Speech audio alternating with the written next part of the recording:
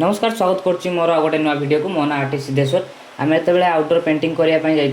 colour plate को लेकिन किसी प्रॉब्लम होता है बिना कवर वाला कलर प्लेट रे आम साथी एणे तेणे कलर लगिकी बैग खराब करता है आउ पेंटिंग पेपर मध्य बहुत सारा खराब कर दी था एमती किसी तो से मु गोटे नुआ कलर प्लेट आनली तो कवर वाला तो एमती किसी कलर प्लेट रही तो मुझा ऑफलाइन आनली मत पड़ा 600 टଙ୍କା पड़ा तो आपण मैंने ऑनलाइन रू आनले आपण मानक 550 आसीज तो यहाँ गोटे क्लिप देती जोटा कि लगेवाई खोलियापाई लगेवाई